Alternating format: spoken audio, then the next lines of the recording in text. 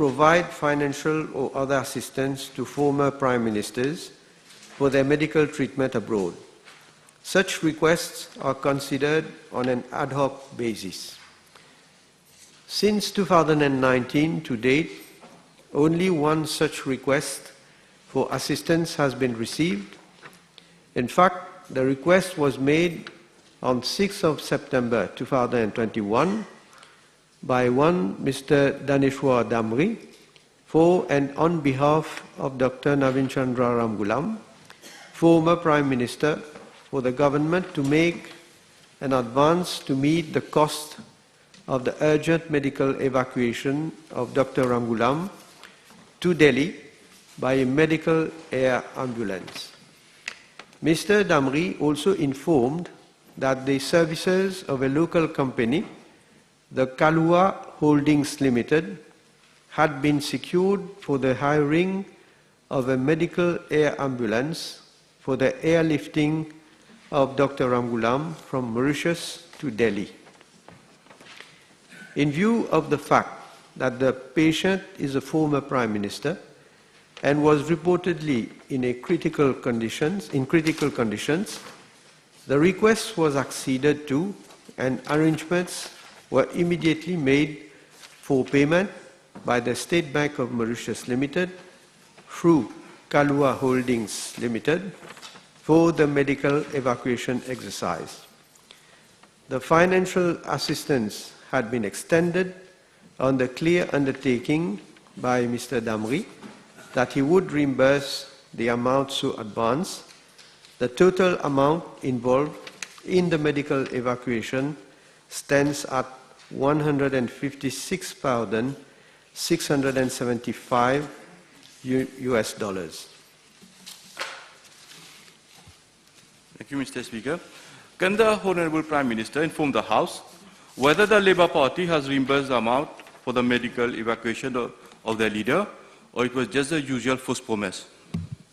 Well, I must say, to date, the Labour Party has not yet reimbursed the amount, despite, in fact, I must say, several meetings and several reminders that have been sent. Danu. Thank you, Mr. Speaker, sir. Can the Honourable Prime Minister kindly inform the House of action taken to recover the amount? Mr. Speaker, sir, in an email addressed to Mr. Damri on 28th of October 2021, he was requested to effect the reimbursement as per his undertaking by end of November 2021. A reminder was sent to Mr. Damri on 10th of December 2021 with a renewed request to reimburse the amount by 15th of December 2021. Mr. Damri still failed to effect the reimbursement. A meeting was convened on 29th of December 2021 at the Prime Minister's office, during which Mr. Damri, accompanied by Mr. Fogu, agreed to effect payment provided details of the different expenses were communicated to him by Kalua Holding Limited. Mr. Damri still did not reimburse the amount in spite of the fact that Kalua Holding Limited did subsequently provided to him all the details. A second meeting was convened by the Secretary to Cabinet and Head of Civil Service on 2nd of March 2022, during which Mr. Damri, who was again accompanied by Mr. S. Fogu, reiterated his agreement to effect the reimbursement within a week after agreeing with Kalua Holding Limited and the State Bank of Mauritius Limited on the exact amount to be refunded. Mr. Damri still failed to effect the refund to State Bank of Mauritius Limited, in spite of the fact that Kalua Limited had already submitted to him the details of the expenses incurred.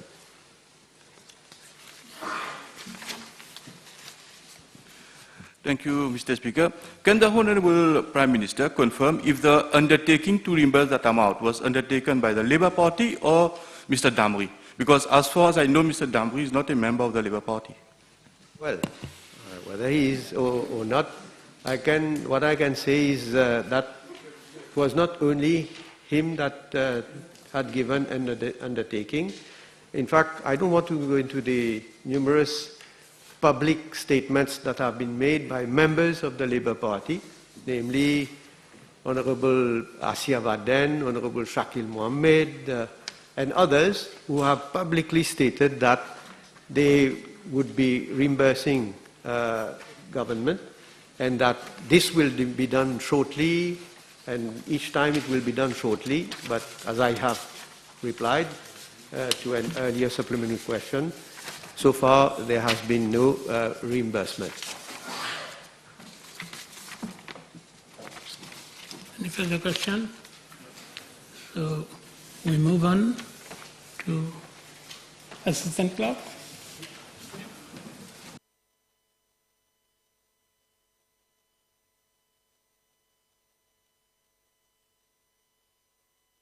Ministers, you may start.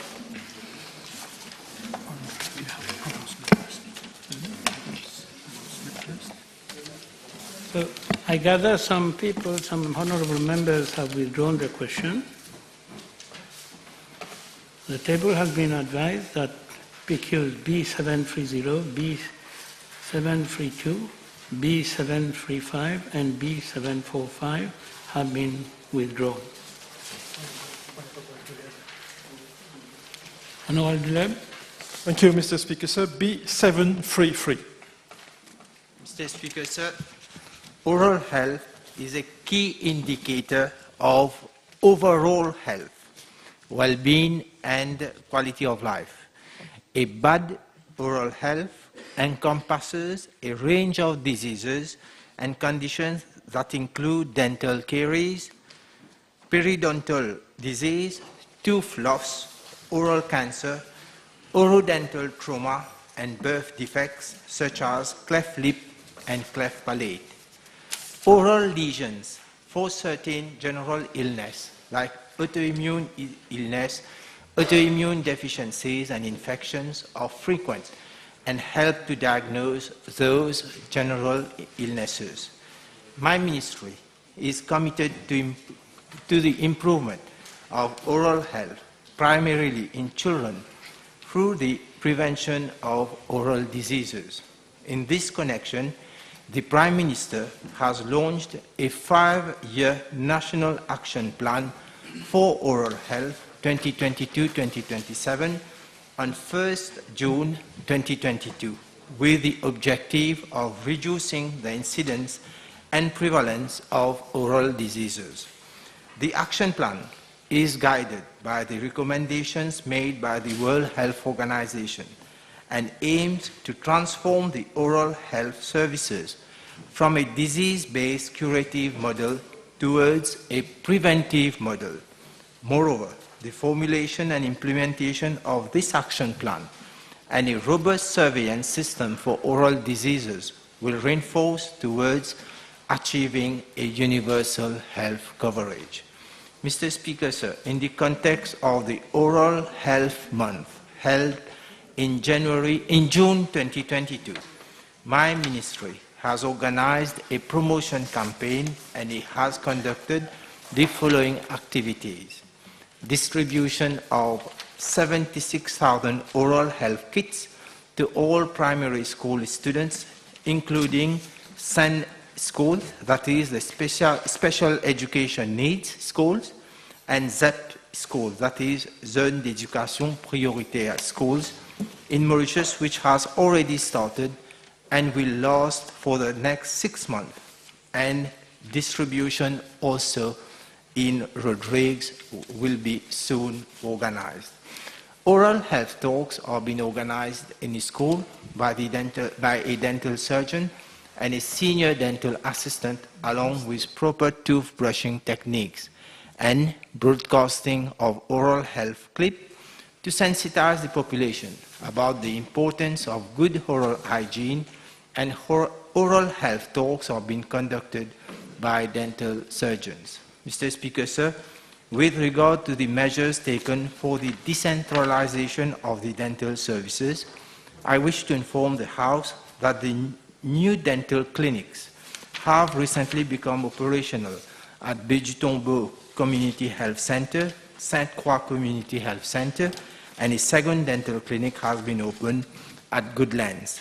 To further improve accessibility of oral health care to the population, new dental clinics will soon be set up at Stanley, Bel-Air, Coromandel, and Quartier Militaire Mediclinics. In line with the budget 2022-2023, funds would be provided for the construction of 4 area health centers at Henrietta, Cap-Malheureux, New Grove, Plaine-Magnan, and 2 mediclinics, Chemin-Grenier and Grand-Bois, which will include a dental clinic.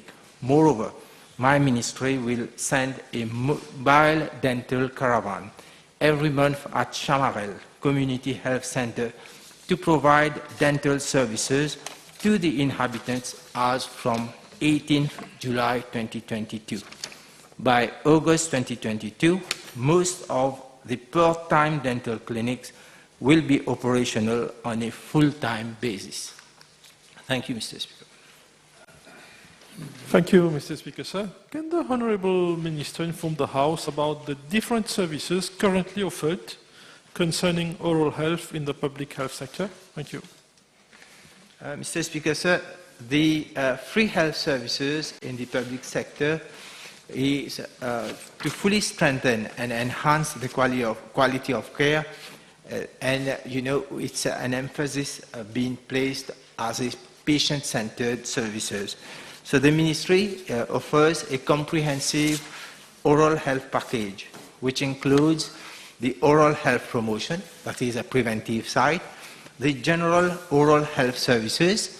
This includes diagnosis, extraction, temporary and permanent fillings, scaling, application of pit and fissure sealant, and specialized dental services, that is oral surgery, orthodontics, and endodontics. They are all free of users' cost.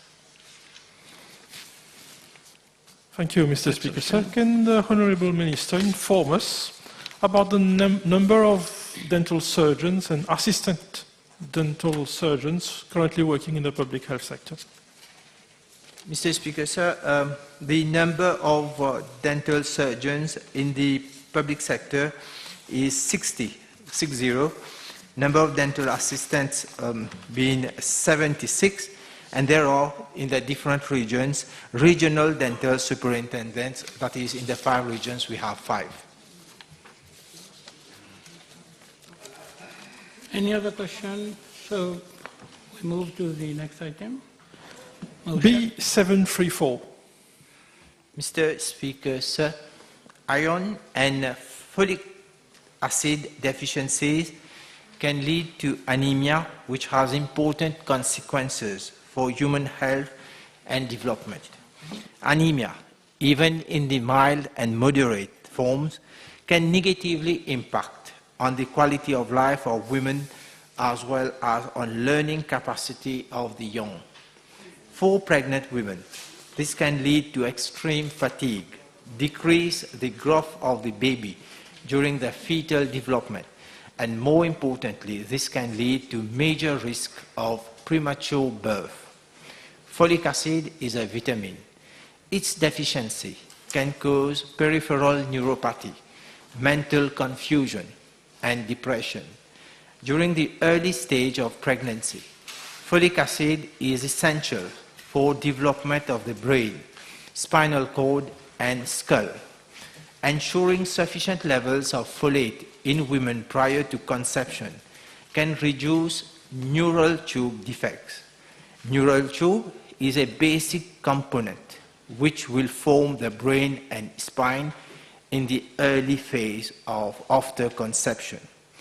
It is estimated that around 14 children in Mauritius are born each year with neural tube defects like spina bifida due to a lack of folic acid. zinc is an oligo-element that is important for growth, sexual maturation, and intestinal health. It also helps to support a healthy human system. The zinc deficiency is characterized by growth retardation, loss of appetite, delayed sexual maturation, and impaired immune function. Mr. Speaker, sir, in this respect, my ministry is currently carrying out a National Nutrition Survey 2022. This survey will serve the purpose of monitoring and evaluating progress made within the last decade by comparing data from the previous survey, which was carried out in 2012. This survey will also help to evaluate the prevalence of malnutrition and its related factors among the Mauritian population, especially after the COVID-19 pandemic in the country. Mr. Speaker, sir, while all micronutrients are important for physiological health, selected ones will be used as indicators of population health during the nutrition survey. Therefore, biomarkers including iron, folic acid, and zinc will be assessed in individuals during the conduct of the Nutrition Survey 2022. These selected micronutrients will provide a baseline or updated data which will allow for policy interventions. Mr. Speaker, sir, the previous Nutrition Survey of 2012 showed that the prevalence of anemia was highest in female aged 20 to 49 years, that is 33.6%, followed by those aged 12 to 19 years, 28.5%. In one of the previous budget speeches, this government has taken the decision to encourage the supply of brown and white wheat flour that would be fortified with iron and folic acid to address the problem of high incidence of anemia in women and reduce the prevalence of neural tube defects in newborns. In this context, Mauritius is also in the process of programming mandatory fortification of brown and white wheat flour with iron, folic acid, zinc, and vitamin B12, as wheat and wheat products are widely consumed by a large proportion of the Mauritian population.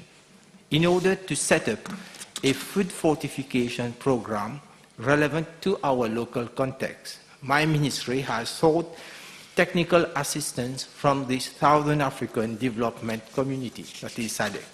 In that context, two consultants, namely Dr. Wilson Nzama and Dr. Ronald Afidra Olema from the Food Fortification Initiative, were on official visit from 13th to 20th February 2022. The aim was to meet with key stakeholders to gather information prior to undertaking a landscape analysis for planning, implementation, and monitoring of food fortification program in Mauritius. Thank you, Mr. Speaker. Honourable Jalab. Thank you, Speaker, sir. The Honourable Minister in his reply just mentioned about a food fortification program. Can the Minister provide us with some more details? Yes, Mr. Speaker, sir. So my ministry has sought technical assistance from the Southern African Development Community to set up the food fortification program. In the Mauritian context, wheat flour is commonly consumed food and as such the most appropriate food vehicle for inclusion in a fortification program with a per capita consumption of 241 grams per day. Rice rates second to flour with a per capita consumption of 126 grams per day. So Mauritius has only one wheat flour mill, namely Les Moulins de la Concorde, where all imported wheat grain is mild. Therefore, the setting up of a wheat flour fortification program in Mauritius will not prove to be difficult, and the focus will be on mandatory fortification. The new food regulations include a clause regarding food fortification so that the industry and other stakeholders are ready to start food fortification program by beginning of 2023. Thank you, Mr. Speaker, sir. In his answer, in his reply, the Honourable Minister mentioned about the National Nutrition Survey 2022. Can the Honourable Minister provide further details pertaining to this subject, also the target group and the time frame for this survey? Thank you.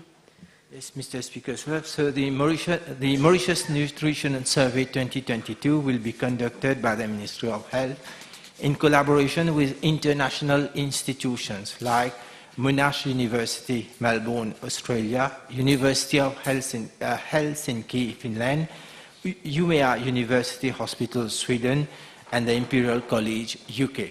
So the main objective is to study food consumption patterns and assess the nutritional status of the population with a view to address diet and nutrition-related health problems and non-communicable diseases in the country. So this survey will be carried out in 16 clusters throughout the island, which have been selected randomly. The enumeration exercise has been completed in May-June this year, 2022. 2,700 participants aged between 5 years to 74 years will be invited to participate in this survey, who will be divided into the following sub-age group. So from 5 to 11 years, adolescent 12 to 19, young adults 20 to 49 years, and all adults 50 to 74 years. So the field survey activities will be carried out as from 23rd this month to 10th August 2022. Any further question? Next question? No question? So we move to motion. Mr. Speaker, I move that all the business on today's order paper be exempted from the provisions of paragraph 2 of Standing Order 10. Seconded. The question is that all the business on today's order paper be exempted from the provisions of paragraph 2 of Standing Order 10. Those who in favour say aye. Statements by ministers. Mr. Speaker, sir, with your permission, I wish to make a statement on the outcome of the 12th World Trade Organization Ministerial Conference held in Geneva from 12th to 17th of June 2022. The 12th WTO Ministerial Conference, the MC12, was scheduled to be held in June 2020, but had to be postponed twice due to the COVID-19 pandemic. The WTO Ministerial Conference took place in June 2022 in exceptional circumstances, underpinned by the challenges facing the world economy, in particular the escalating prices of basic commodities and foodstuff and high global inflation rate, which is a direct consequence of both the COVID-19 and the war in Ukraine.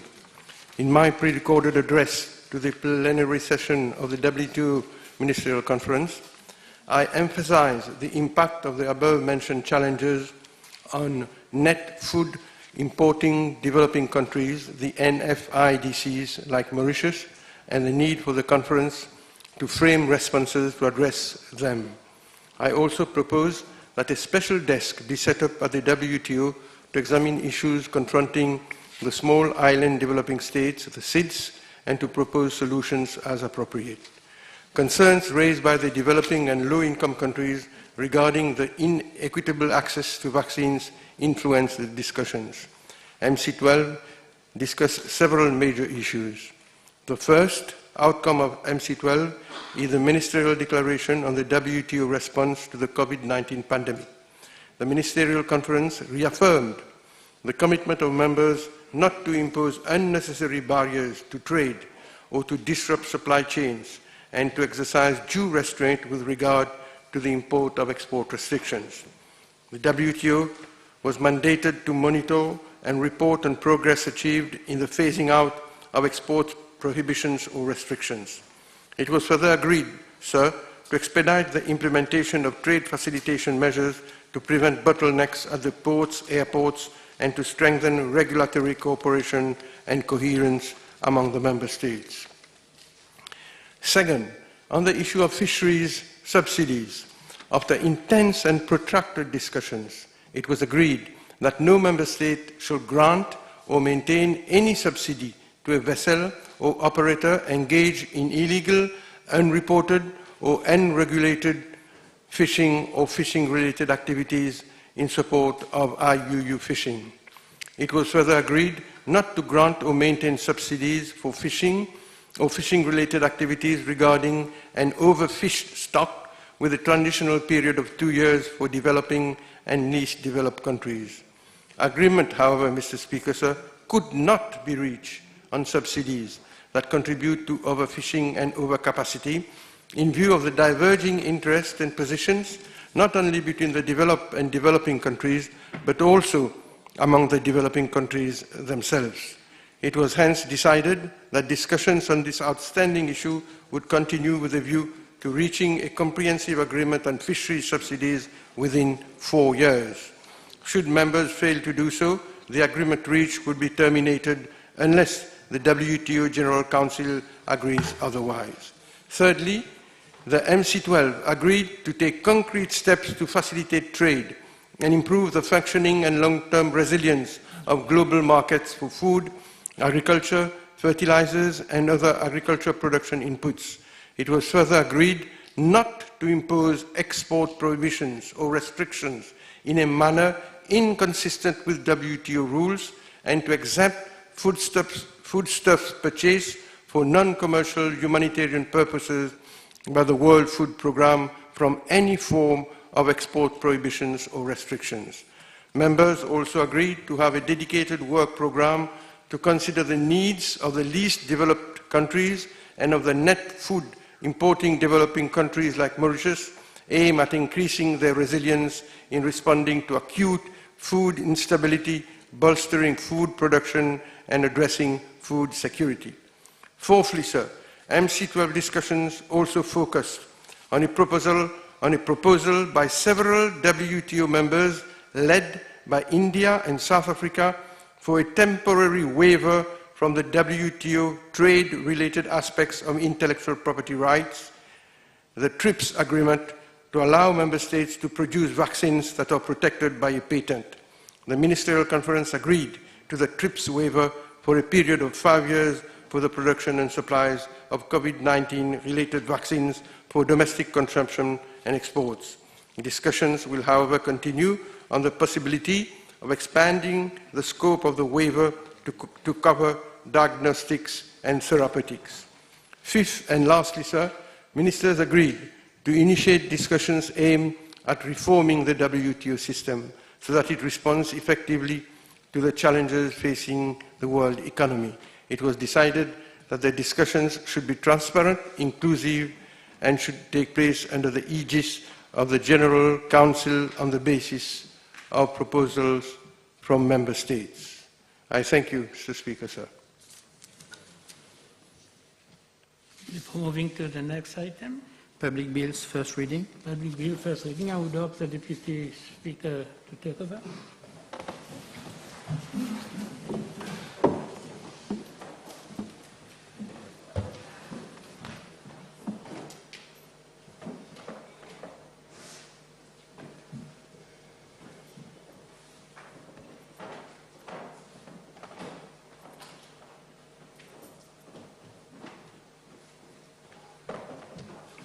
Thank you very much. Please be seated. Allow me a couple of seconds to sort out the papers before me.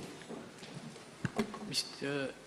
Deputy Speaker, sir, I move that the Academy of Design and Innovation Bill number 11 of 2022 be read the first time.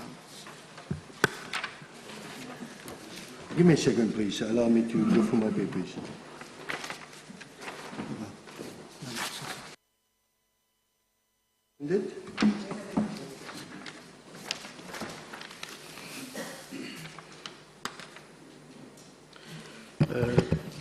Public Bill, second reading.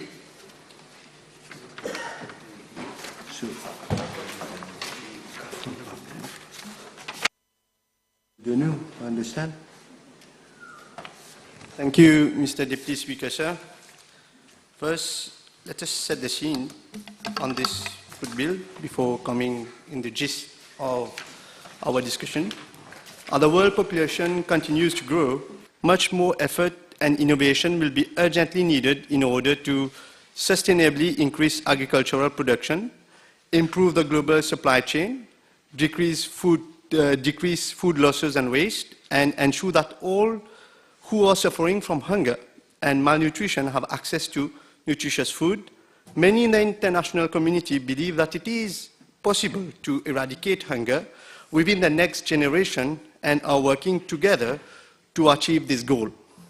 The United Nations reaffirmed the right of everyone to have access to safe and nutritious food consistent with the right to adequate food and the fundamental right of everyone to be free from hunger.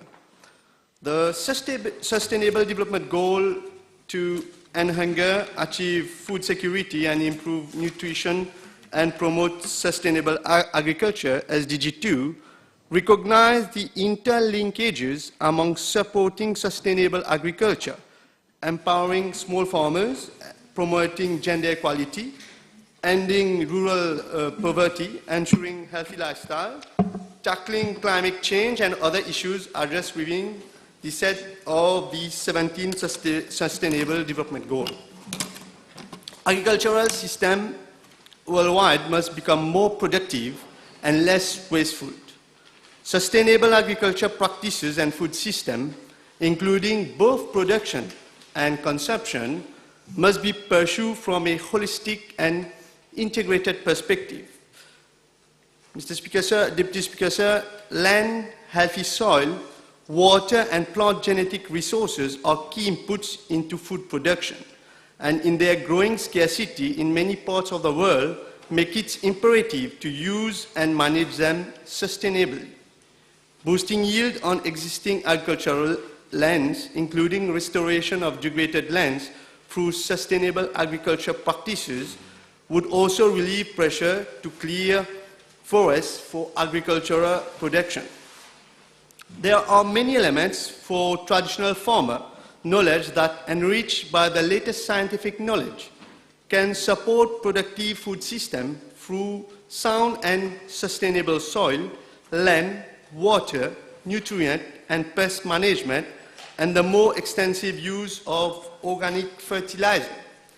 In a post-Rio 20+ agenda, the objective is to seek renewed political and financial commitments for further implementation, establish new or strengthen existing partnership, and agree on priorities. An increase in integrated decision-making processes at national and regional level are needed to achieve synergies and adequately address trade-off among agriculture, water, energy, land, and climate change. Given the unprecedented situation faced by the world and climate change, the global community is called upon to increase investment in research, development, and demonstration of technologies to improve the sustainability of food system everywhere. Building resilience of local food system will be critical to averting large-scale future shortages and to ensuring food security and good nutrition for all. Coming to the bill, Mr. Deputy Speaker, sir, this is a very technical and very specialized bill, and there is no doubt that modernization and updating of our legislation in that matter was long overdue.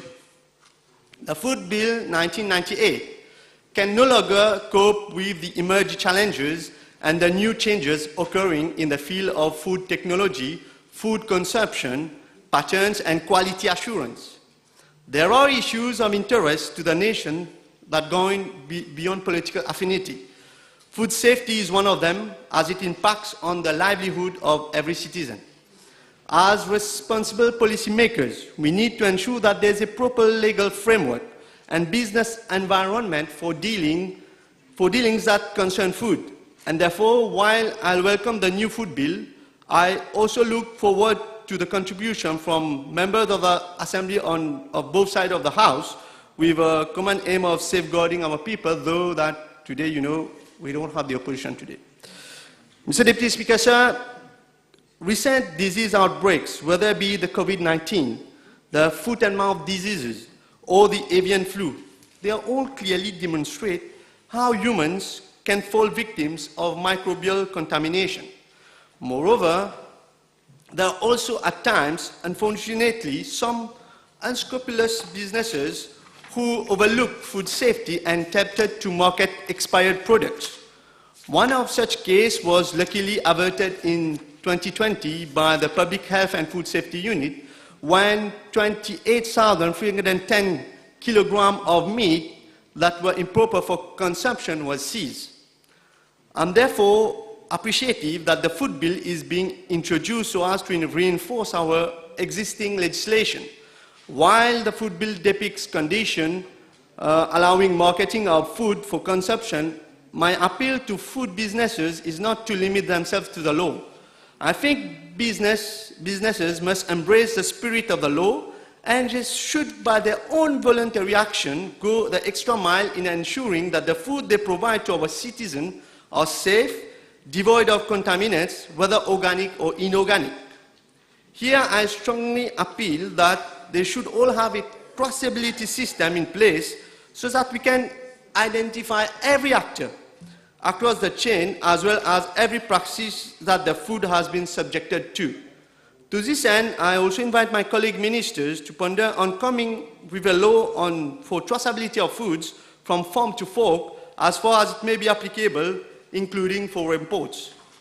For example, Mr. Deputy Speaker, sir, if we take an example for fresh produce, such as vegetable, many planters are victims of agricultural theft, and the culprit usually steals from place A and will come to sell it at place B.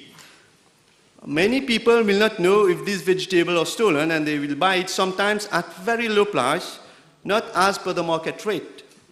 And as you are aware, Mr. Speaker, sir, Deputy Speaker, sir, we have the Small Planters Welfare Fund, which is registered for planters as per the law, and the planters have their planters card, and when we go through the food chain for fresh vegetable production, we know planters tend to sell to wholesalers like the auction market and at the regional market or to the supermarket.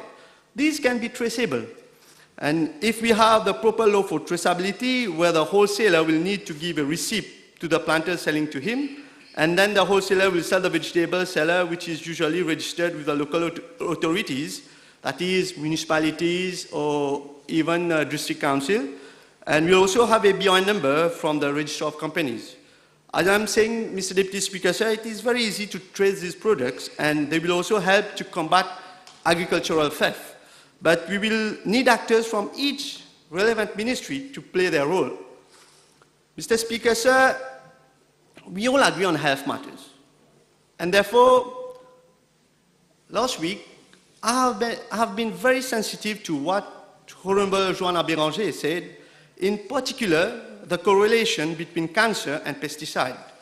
I am of the view that we need to have more evidence-based data among planters and consumers for us to understand what role pesticides are playing in deteriorating our health. Such studies can help us implement clear preventing policies to safeguard our citizens and maybe save millions of rupees that is engulfed in healthcare for treatment, as mentioned by the minister in his speech when he introduced the bill to the House. However, I am not on the same wavelength regarding some other claims. And Mr. Speaker, sir, Deputy Speaker, sir, I would like to shed some light on a few of them. First of all, there is a distinction between the three laws, that is the Food Act, or I should say the present food bill that we will be presenting, which will be replacing the old one, which is going to be repealed, the Dangerous Chemical Control Act 2004, the Use of Pesticide Act 2018. They all have food safety in common, but they all operate at different levels. Broadly speaking, the present food bill or the existing Food Act set the framework for the commercialization of food for consumption, whether produced locally or imported. It set a series of parameters that may deem a food commercialized to be unfit for consumption, and also a series of parameters that deem food businesses as operating illegally and therefore committing an offense. At the same time, for enforcement purposes, we have the part whereby the authority has the power to monitor food businesses' activity and to act accordingly. The Dangerous Chemical Control Act set the framework for the importation and commercialization of products that can be classified as pesticide. Here I would like to stress that there is a diversity of pesticides. This can be example for use in public health or for the agricultural sector. May I also stress on the following: an active ingredient can be perfectly legal to import by an authorized importer. However, its commercialization may be limited to a particular sector, industrial, public health, or agriculture. Thus, on occasion, the same active ingredient can be used both in the public sector and the agricultural sector, or can be banned for the use on vegetables, but acceptable for use in public health. And this is where I fail to understand how people claim that we are abusing on the use of pesticide in the agricultural sector, accusing our farmers that, I agree what we have an aging population among farmers, but they are conscious of what the planters are doing and how to use a pesticide.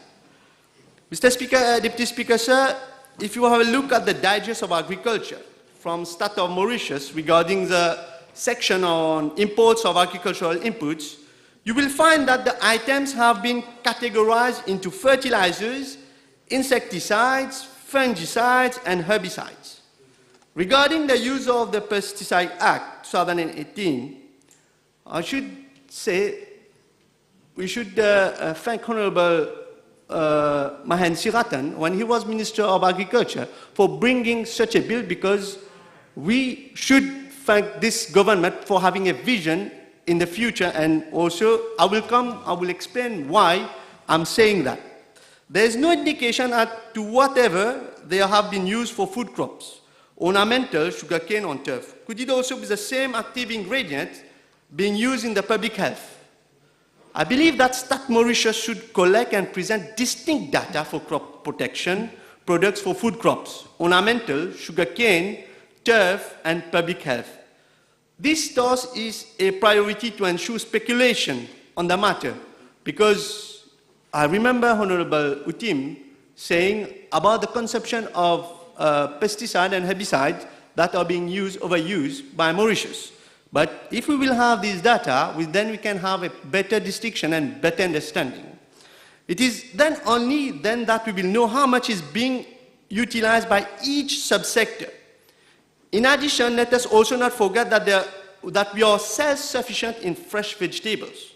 And to achieve this, we practice an intensive crop production that leaves no fallow period in between crop cycles. Figures therefore presented in future by State Mauritius must also be correlated with food production surface area in order to understand the pesticide quantity per unit area utilized. Regarding the use of the Pesticide Act, it limits itself to the user and the use of pesticide in the food crop production sector only.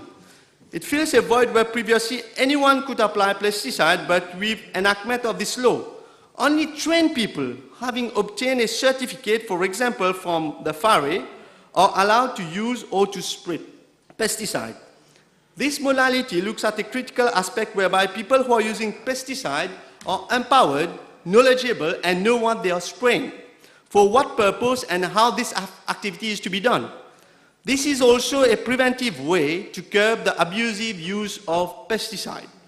I have to admit, though, that this is a work in progress. The law itself dates to 2018, as I said earlier. As such, if I refer to the PQB 804 in 2021, Honorable Minister Manish Gobin answered to Honorable Joanna Béranger that there were 2,088 planters trained in the use of pesticide. I'm therefore assuming that some 80% of planters are yet to be targeted, and would humbly appeal to the Honorable Minister Gobin to request to FARE to accelerate training in the use of pesticide and allocate dedicated staff if need be, as this is a top priority. Coming back to the use of Pesticide Act, it further enlists pesticides that are allowed on crops and respective maximum residue level permissible. Now these maximum residue level are, to my understanding, from the Codex Alimentarius of the FAO. It goes, therefore, without saying that even if a crop is not listed and if tests are carried out, the same Codex recommendation will be followed. This is not explicitly mentioned, and perhaps here may I suggest a humble amendment to the food bill for the insertion of a paragraph under section 23, item 4a, whereby a food shall not be safe if maximum residue limit is outside the range recommended by the Codex Alimentarius of the FAO. This simple amendment shall cover for both local production and imports, and it provide an improved safety net for our citizens. Regarding the Guide Agricole, I should say it is a very, very good document that has been prepared.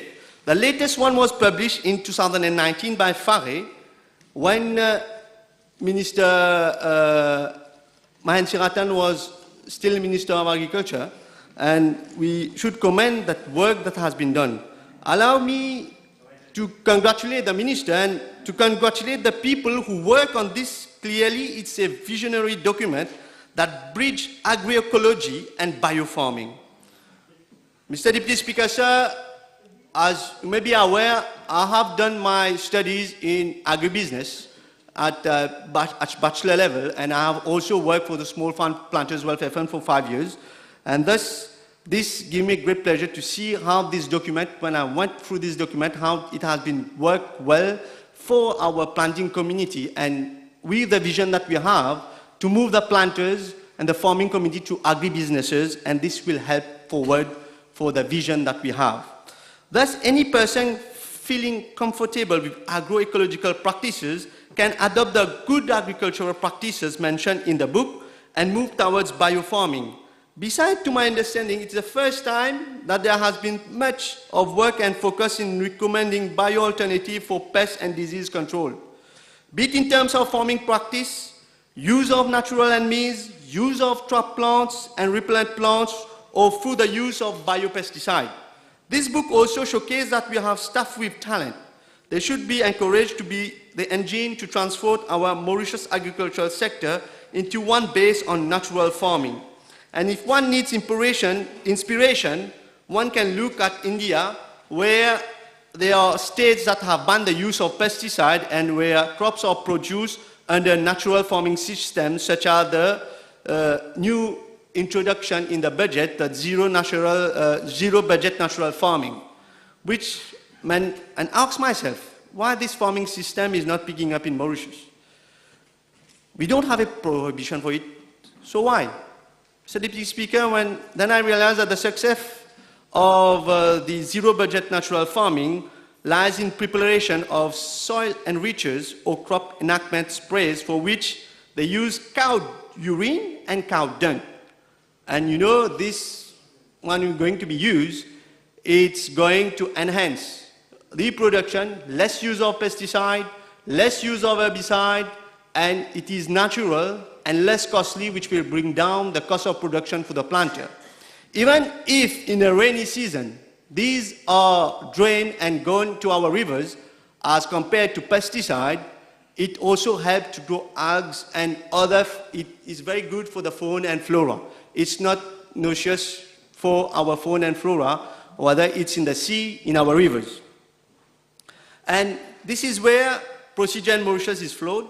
In Mauritius, we are using the so-called improved breeds of cattle, which are imported, whereas in India, they use their indigenous cow breed that is bested with a unique microflora essential for the success of the zero budget natural farming, concocious using the cow urine and cow dung. I would like to encourage planters to use the ZBNF, but for this we need proper setup and raw material. So I know that this is a new budgetary measure. I know the Honorable Minister Manish Gobin and his team are working on it. So I would suggest, given our good diplomatic ties with the Indian government, I'm inviting the Honorable Minister Gobin to consider the importation of some of these animals and implement large commercial ZBNF plots from which our planters can be inspired from. I must also confess that several planters have contacted me and made the same request. I am confident that this can pave way to shift in our production system, which is heavily dependent on chemical inputs. Coming back to the guide agricole, it is also worth it to know that the team who work on the recommendation align themselves with the latest finding on the impact of pesticide on health, as well as conventions signed by the Republic of Mauritius. To this end, many pesticides that could be imported in Mauritius are no longer recommended. As a domino effect, the DCCB no longer delivers import permits for such products. Such products are perhaps not yet banned, but import permits are no longer issued. However, I must say that I have witnessed a disparity between the recommendation of the Guide Agricole 2019 and the use of the Pesticide Act 2018. Indeed, the Pesticide Act 2018 still lists several active ingredients that are no longer recommended in its first schedule. I take the case of Numéro, which is no longer recommended in Guide Agricole and for which import permits are no longer issued. This mismatch must be addressed and the soonest, and once more, I call upon Honorable Manish Gobin to have the first schedule of the use of Pesticide Act updated based on the latest recommendation of the Guide Agricole. Mr. Speaker, Deputy Speaker, sir, on this free topic, I will conclude by saying that the three laws that are distinct and look upon holistically, they complement each other with the aim of ensuring food safety and food quality. I already made an appeal for the amendment to Section 23, Item 4A, which I hope shall be adopted. Allow me also to mention that there are other unseen phenomena that influence food safety and food quality that are going unnoticed. This concerns, for example, genetically modified organisms, which food, be it processed or fresh, whether for human consumption or for animal, eventually also for human consumption, consists of GMOs. On my behalf, I stand against the use of GMOs in our foods, and I shall make a request to amend the food bill so as to either prohibit the importation of GMOs food, or the Honourable Minister can make an appeal that a regulation be made to make it mandatory labeling of GM food on labels. As citizens, we have the right to know that what we are eating. As I was looking at a study in Egypt where we see the bad effects of GMOs on the health of many people there, and I see that this could be a problem for us. The setting up of the Mauritius Food Standard Agency is most welcome. As mentioned by the Minister, it will act as a body assessing and proposing food standard for adoption. It seems a bit similar to the Food Authority in Australia. I don't know if the Minister would also consider to have, I would like to propose that we'll have, like in France, a Conseil national de l'alimentation. Le CNA est une instance, le Conseil national de l'alimentation en France est une instance consultative indépendante placée auprès des ministres chargés de l'environnement, de la consommation, de la santé et de l'agriculture. Il est consulté sur la définition de la politique de l'alimentation et émet des avis à l'intention des décideurs publics et des différents acteurs de la filière alimentaire sur des sujets tels que la qualité alimentaire, l'information des consommateurs, la nutrition, la sécurité sanitaire, l'accès à l'alimentation, la prévention des crises. Il est aussi positionné comme un parlement de l'alimentation. Le CNA développe un processus de concertation intégrant des préoccupations des filières, de la société civile, la réalité du monde professionnel et attentes du consommateur entrent ainsi en compte dans les débats. Le CNA comprend aussi les principaux acteurs de la filière alimentaire, producteurs agricoles, transformateurs et des artisans, distributeurs, les restaurateurs, associations des consommateurs, d'usage des systèmes de santé, il y a aussi des étudiants, des productions de l'environnement, des protections de l'animal, d'aide alimentaire, syndicats des salariés, représentants du Parlement français, comme c'est en France, ainsi que des personnalités qualifiées, des professionnels, les établissements publics de recherche et d'évaluation scientifique aussi, ainsi que les collectivités territoriales sont également membres de droit du Sénat. Les représentants du ministère concerné assistent de plein droit aux travaux. Je pense que le Mauritius Standard Food Agency, je pense peut-être qu'on ne l'a pas créé et on va le créer, et peut-être on pourra voir dans ce même contexte comment on peut appliquer ces recommandations-là pour qu'on puisse avoir des, comme on dit, like a food authority in Australia, et aussi comme le Conseil d'alimentation en France.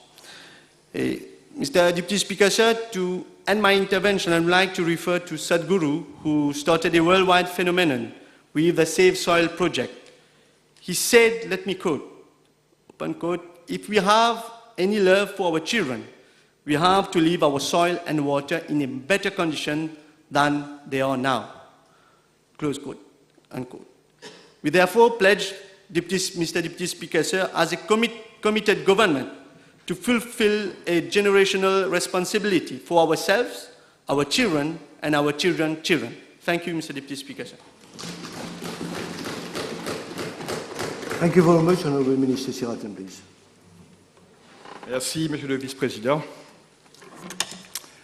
Monsieur le Vice-président, le grand philosophe grec Socrate avait dit, il y a quelques siècles de cela, je cite, « Il faut manger pour vivre, et non pas vivre pour manger. » Et en ce temps moderne, et avec le nouveau style de vie de la population, s'il était là, il aurait dit « il faut manger sainement pour vivre sainement ». Comme vous le savez, Monsieur le Vice-président, le gouvernement met beaucoup d'accent sur la santé de la population et le budget alloué au service de la santé est énorme. Pour assurer une meilleure santé, la qualité de la nourriture qu'on met dans notre assiette et qu'on mange est aussi importante que d'autres facteurs externes. Et je dirais que la nourriture qu'on mange est peut-être la plus importante pour assurer une vie saine et par extension diminuer le fardeau de nos services de santé. Monsieur le Vice-président, c'est justement dans cette optique que ce projet de loi, bien ficelé, bientôt renforcé. Monsieur le Vice-président, le Food Act actuel date de 1998. 24 ans après, le monde a évolué. Notre mode de consommation a changé. Le lifestyle des gens est différent. Et le manger rapide, junk food, nourriture cuite sur place, prend de l'ampleur. Et de ce fait, Monsieur le Vice-président, le public est en droit d'attendre que les aliments qu'il consomme soient sans danger et propres à la consommation et qu'on le protège des intoxications alimentaires et des maladies transmises par les aliments.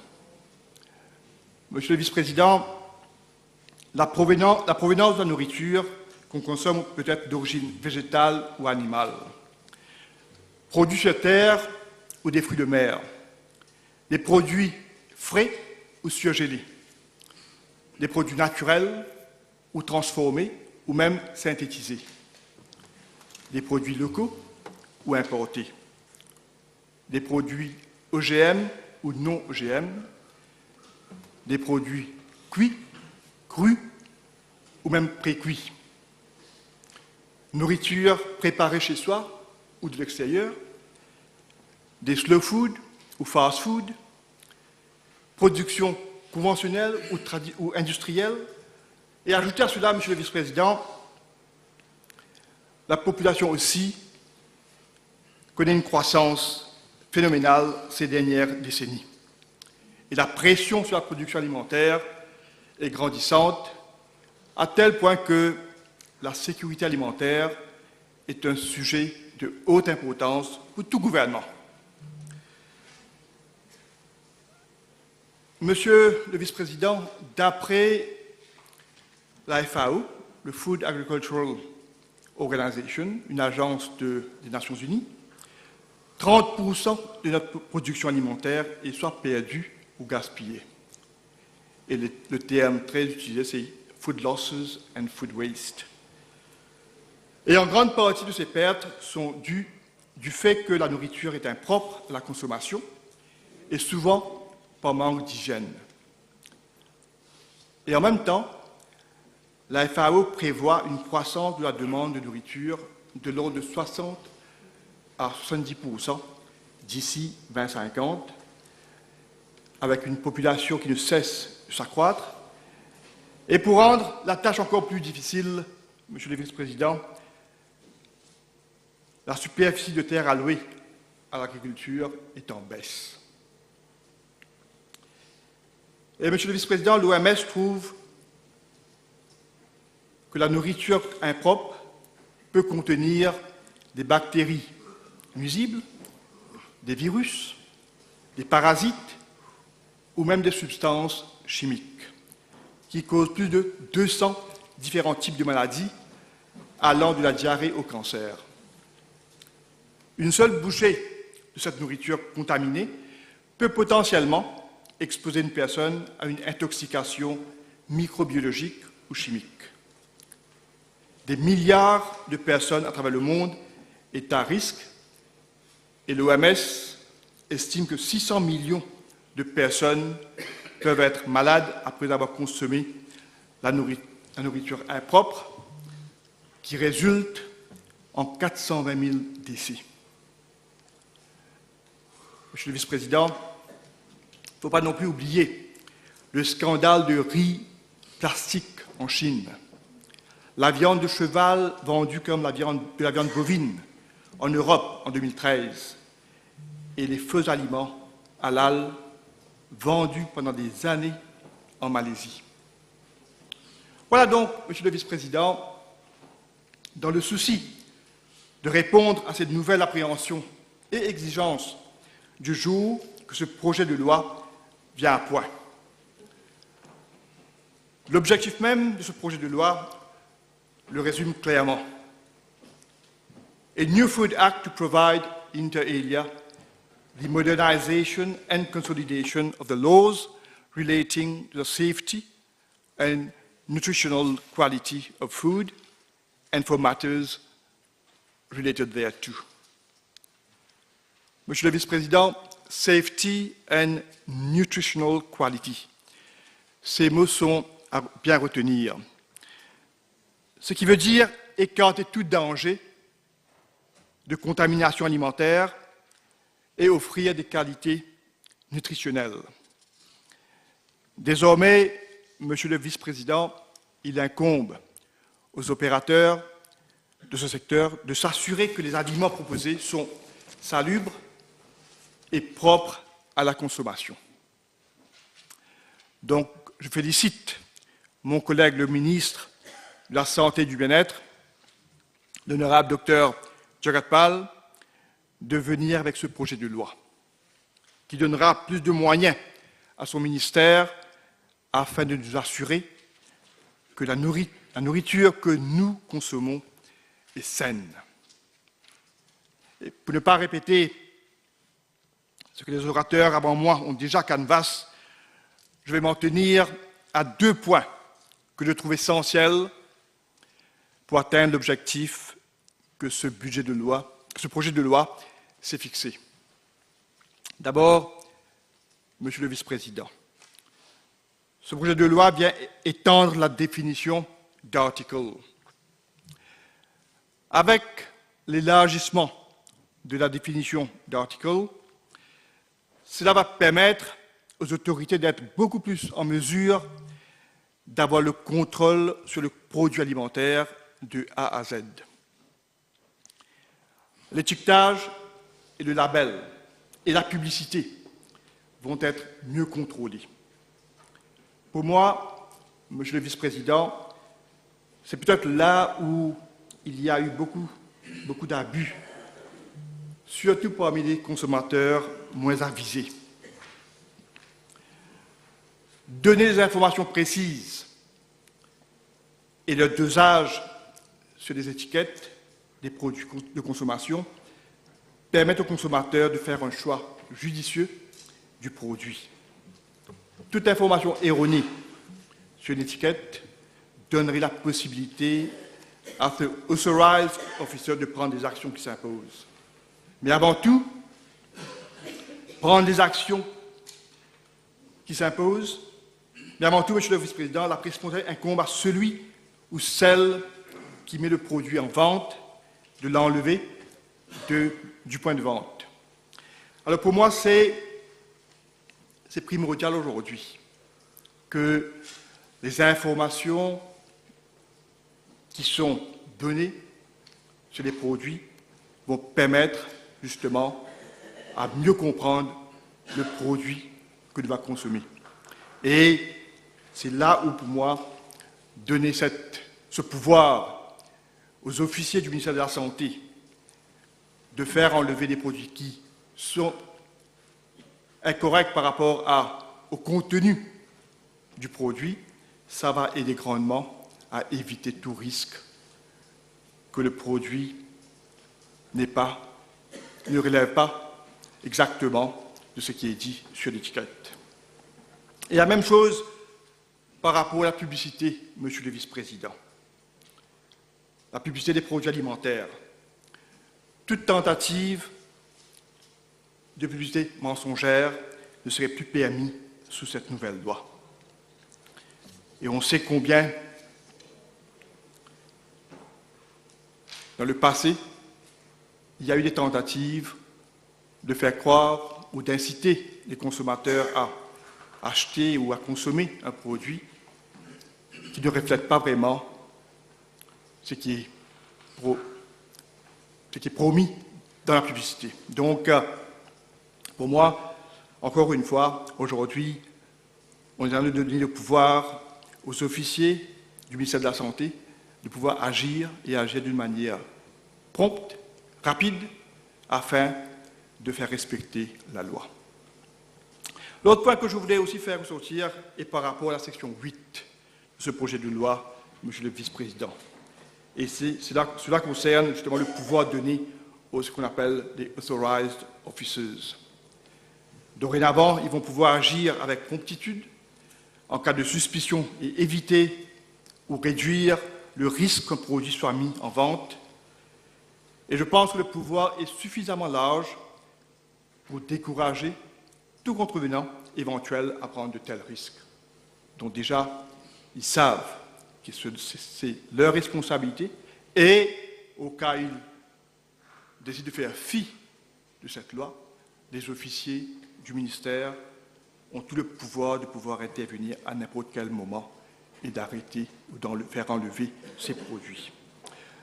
Donc, je dois aussi quand même faire ressortir, Monsieur le Vice-président, dans ce projet de loi et dans un esprit pour éviter la perception d'abus ou quoi que ce soit de la part des officiers du ministère et dans un esprit de fairness, le projet de loi à la section 12 permet aussi aux producteurs, aux distributeurs et vendeurs d'avoir recours à la justice un délai de 7 jours s'ils sentent que les produits sont en conformité avec la législation et de reprendre possession de leurs produits.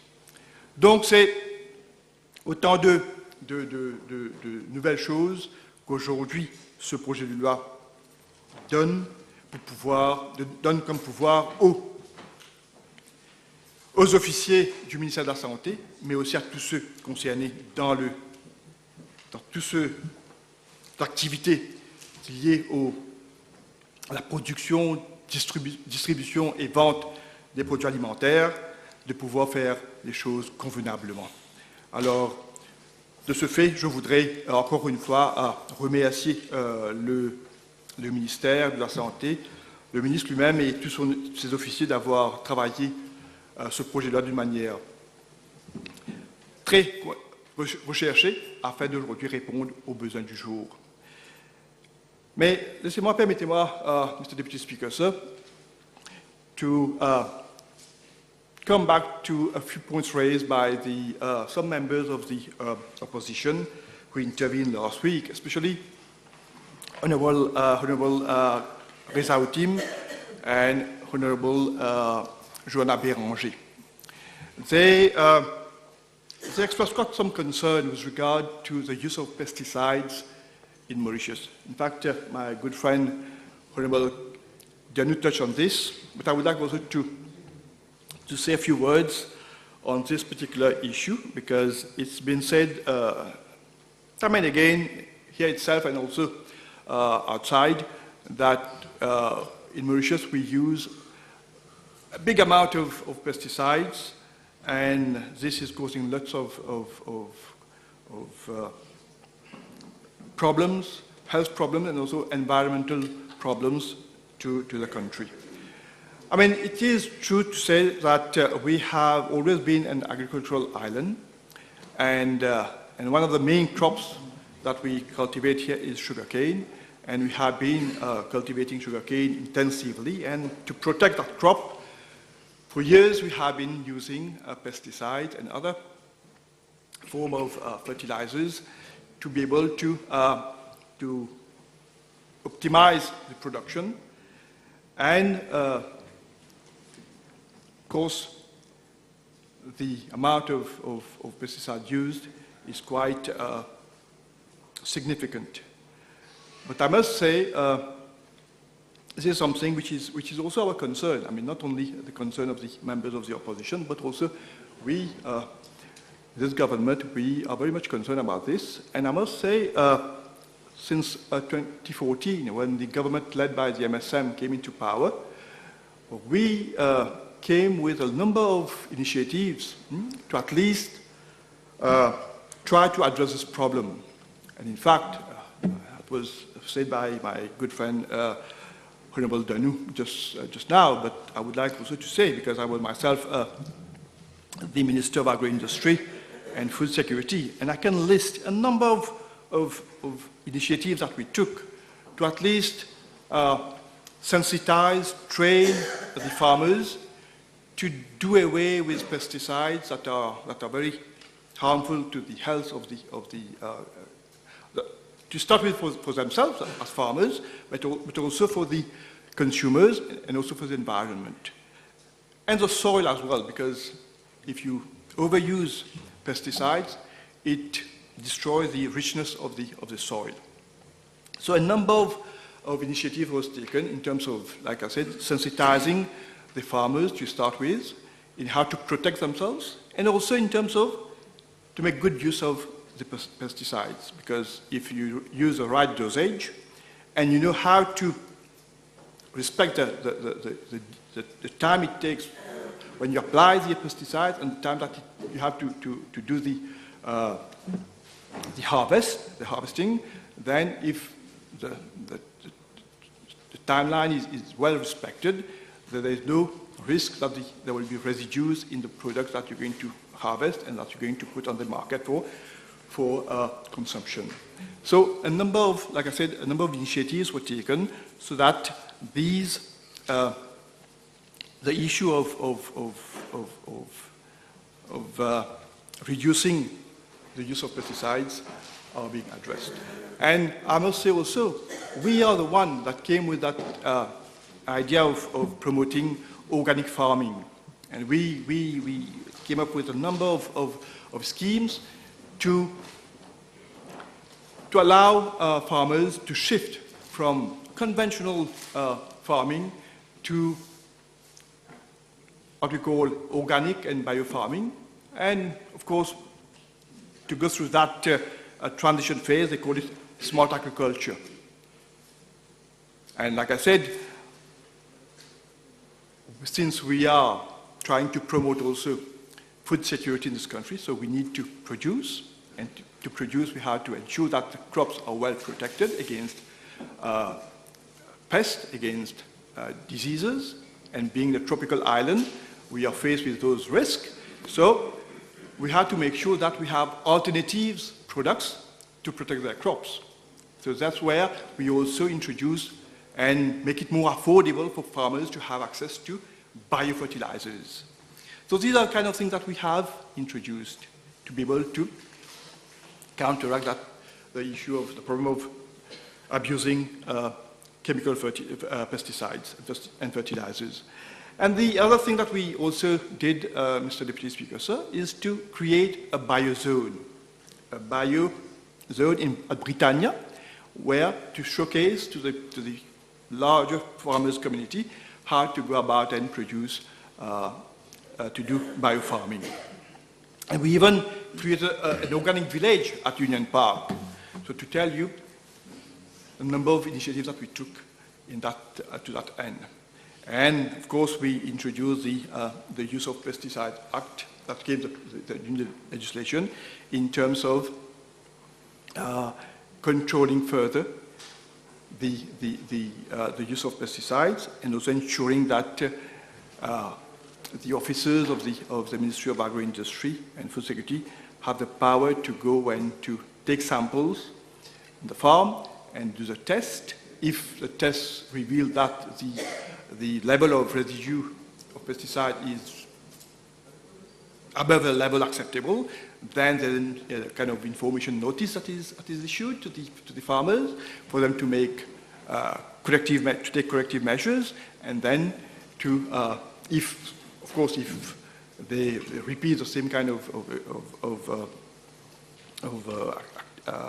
act, then they will be fined according to what the legislation provides for. So that's, like I said, that's, these are kind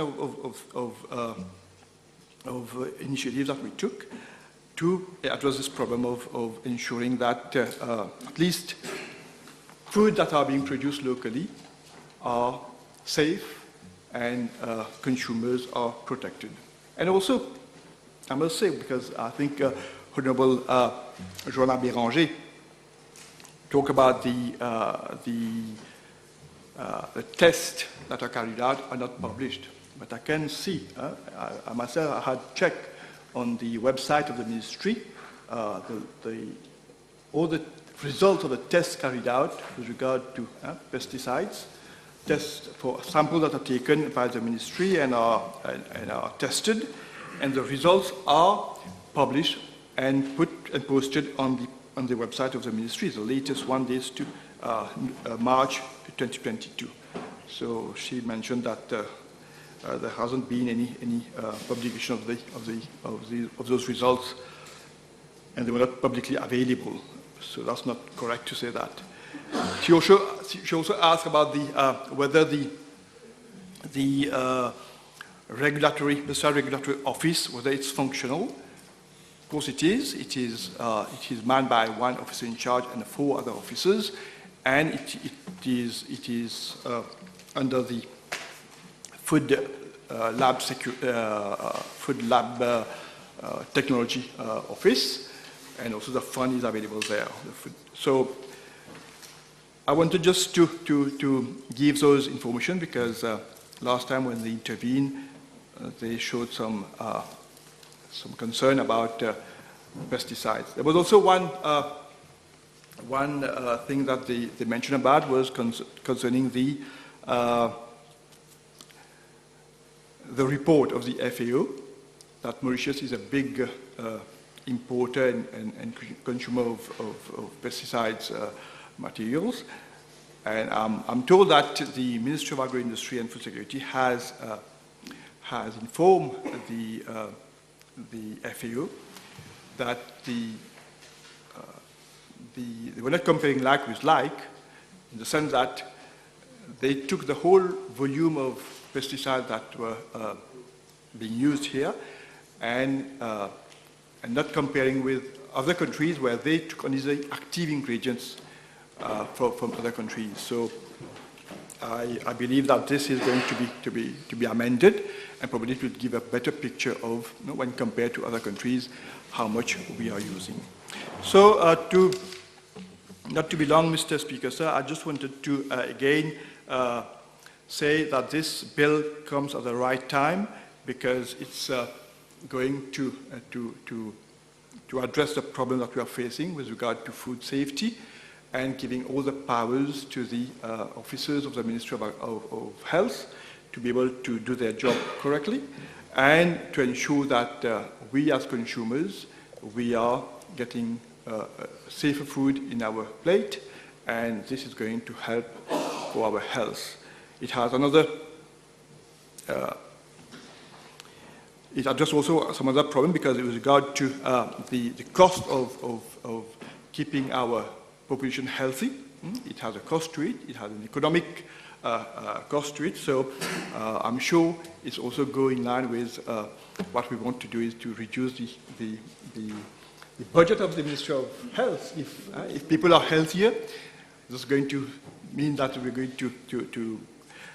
to spend less on health care, and also in terms of productivity. I mean, if we are healthy, we're not sick, we're going to work every day, and we're going to be more productive, and that's going to help also for the economy to grow further.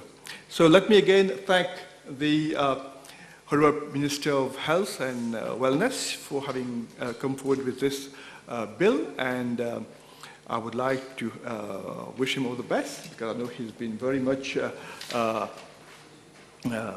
busy for the last 2 years in tackling the problem of COVID, and now again to show his commitment to ensure that people are healthy in this country. With this new bill, again, it shows that commitment. So again, keep on with this good job, my good friend. And with this, I conclude, Mr. Speaker, sir. Thank you so much for your attention. Thank you, Honourable Minister. Please. Monsieur le Vice-président, permettez-moi d'abord de vous remercier de m'avoir donné l'occasion d'élaborer sur ce projet de loi qui forcément revêt d'un grand intérêt national, car cela concerne la nutrition, notre nutrition à nous tous et notre survie aussi. Les sages disent toujours que la nature même de la nourriture est sacrée. Depuis des âges, il nous a été amené d'apprendre et de comprendre que l'alimentation nutritive et l'alimentation saine ne peuvent qu'être bénéfiques pour la santé. Cette réflexion a toujours été attribuée au célèbre médecin Hippocrate, qui se passe des présentations, bien sûr. C'est connu qu'une population pourvue d'une alimentation saine vit bien et évolue comme il se doit. I would therefore, Mr. Deputy Speaker, sir, like to commend my good friend and colleague here on my side, Honourable Dr. Kaile Jagatpal, Minister of Health and Wellness, and his officers, of course, for coming up with this bill, which I term as being avant-gardiste. Bravo, chers collègues, pour cette initiative que je qualifie de fort louable.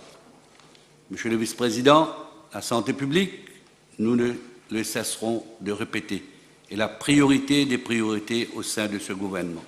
Responsable, bien sûr, notre Premier ministre s'évertue toujours dans le forum où il affiche sa présence de parler de la santé, de son importance globale, ainsi que de l'importance de s'assurer que toutes les mesures sont prises pour avoir une population en bonne santé. Il va sans dire qu'une population en bonne santé est bénéfique pour l'économie du pays, comme mentionné par mon collègue Seratin, là, justement, car on dépense alors moins sur les soins médicaux et la mobilisation des logistiques.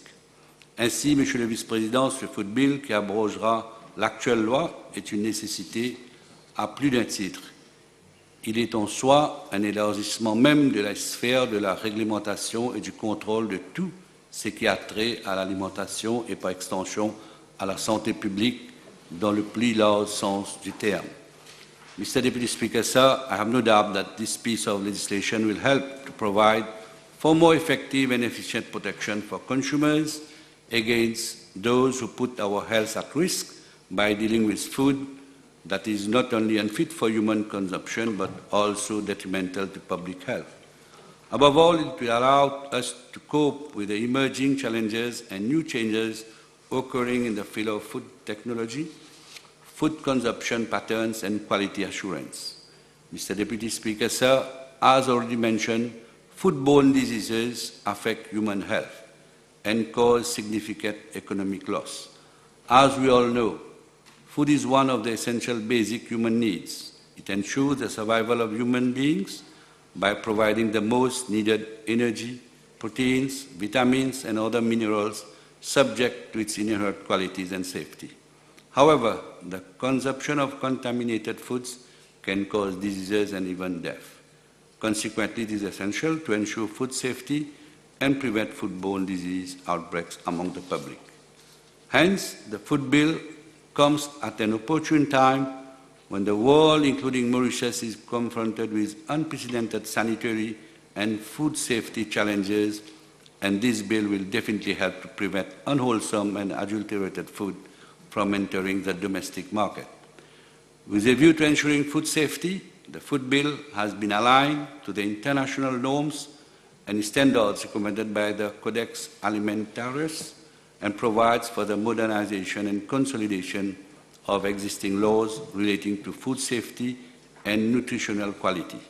This bill is therefore intended to minimize the risk of food poisoning and intoxication due to microbial infection, poor handling practices, heavy metals, ciguatoxins, and other foodborne diseases from entering the market.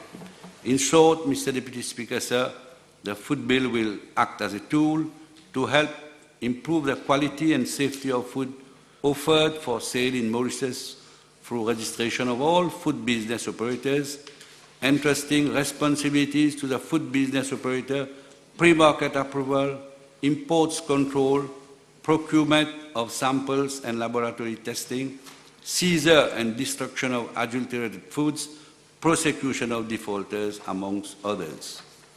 Mr. Deputy Speaker, sir, I'm glad to see that the food bill has adopted a new mechanism which is already being implemented by the European Union and the USA for ensuring food safety, where the food business operators should ensure that the food produced, processed, imported, distributed, or sold is safe for human consumption. The food business operator should also ensure that the food being sold is not prohibited or unsafe for consumption and complies with such terms and conditions as may be required by the Ministry of Health and Wellness. Moreover, the onus is on the food business operator to ensure that any food which does not comply with the law is withdrawn, recalled, and disposed of. The traceability and recall procedures will help the health authority to follow up and trace back the food supplier, the producer, the importer, and even the exporting establishment in case the food was imported, and to take appropriate measures to stop non-compliant food from entering the market, thus effectively reducing or not eliminating the risk of food poisoning and illness. Mr. Deputy Speaker, sir, the bill also provides such measures to secure compliance through an improvement notice that will give a specific time frame to the food business operator to attend to matters which constitute failure on his or her part to comply with the requirements of the law.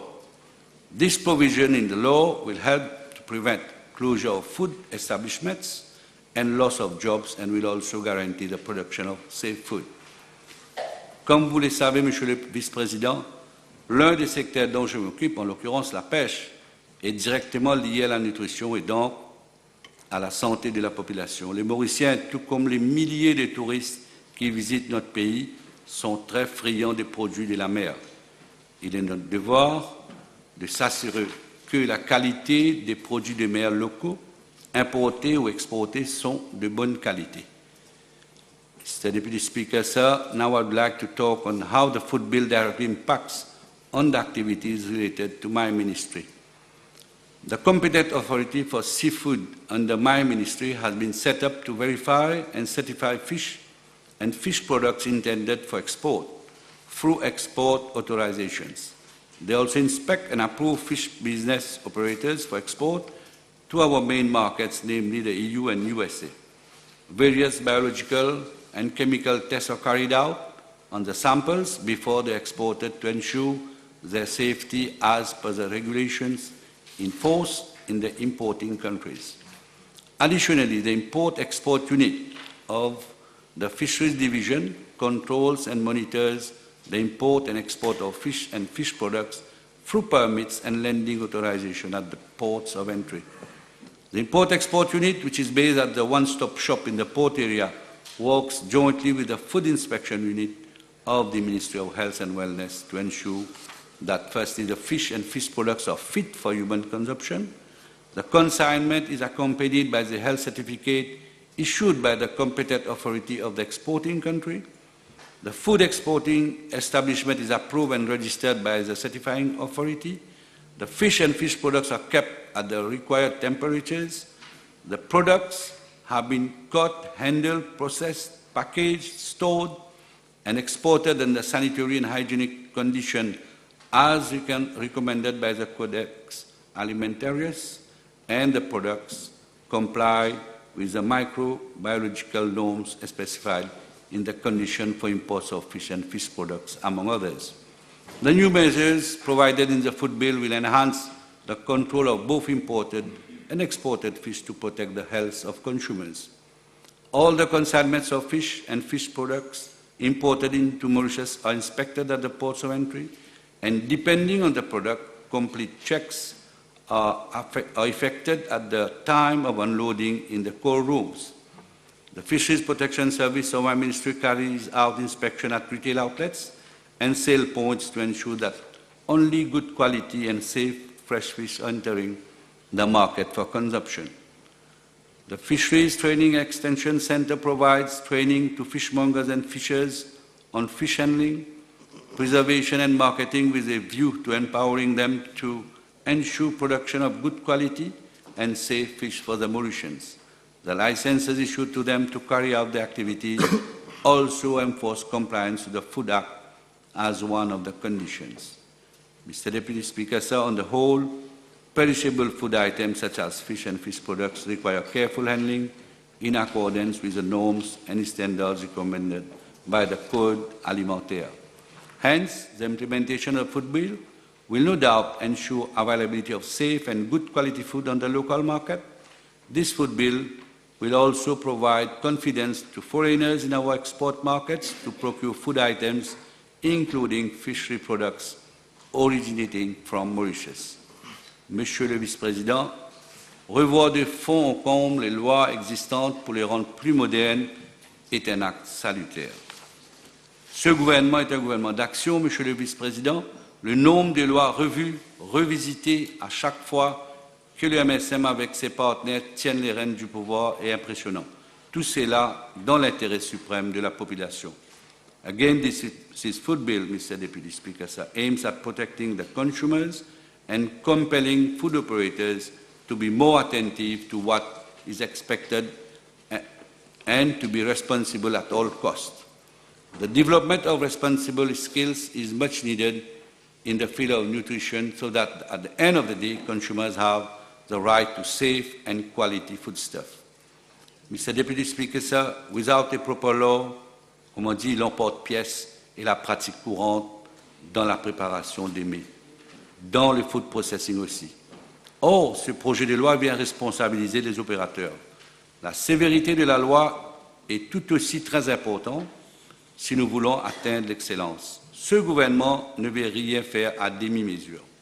Le cadre légal, très bien travaillé, est aussi un moyen pour permettre aux consommateurs d'avoir un proper umbrella pour se protéger et d'éviter de se faire contaminer. De même, les opérateurs deviendront non seulement plus responsables, mais seront encouragés à moderniser leur business, ce qui favorisera une meilleure gestion et un meilleur contrôle. We all know, Mr. Deputy Speaker, sir, that nowadays people tend to look more for quality food than anything else and pay the price when it comes to quality of food. The World Health Organization always campaigned for the consumption of safe and quality food. Our Honorable Minister of Health and Wellness, being himself an experienced, specialized health professional, has left no stone unturned in this food bill to ensure that the population is served with food of good quality. With the food bill, it goes without saying that regulation and control are key factors in favor of consumers as a whole. In fact, all of us in the country and around the world are consumers. Yes, indeed, but we are talking about food and our lives depend on food consumption. but food does not concern exclusively consumers, but also the operators involved, whether directly or indirectly, in the production, processing or sale of food. Il n'y a pas à sortir de là, Monsieur le Vice-Président. Therefore, time and again, I will say that good quality food is of utmost importance to each and everyone in our everyday life. Monsieur le Vice-Président, j'ai écouté avec beaucoup d'attention et d'intérêt la présentation de ce food bill et surtout les interventions de mes collègues, mais surtout la présentation de ce food bill par celui qui sert si bien la cause de la santé, qui avec la grande contribution de notre Premier ministre a si bien géré, tout le monde le sait, la pandémie de notre République, l'honorable Dr Kailesh Jagatpal, et maintenant voilà une loi pour assurer une nutrition saine pour toute la population. To conclude, I wish to quote the popular phrase, "Let food be thy medicine, and let medicine be thy food," a philosophy of fun ascribed to Hippocrates and which has been used to emphasize the importance of nutrition to prevent or cure diseases as far back as 400 years before Christ. So with these words, Mr. Deputy Speaker, sir, I support the bill. Thank you. Thank you very much. We shall break for 30 minutes. Thank you.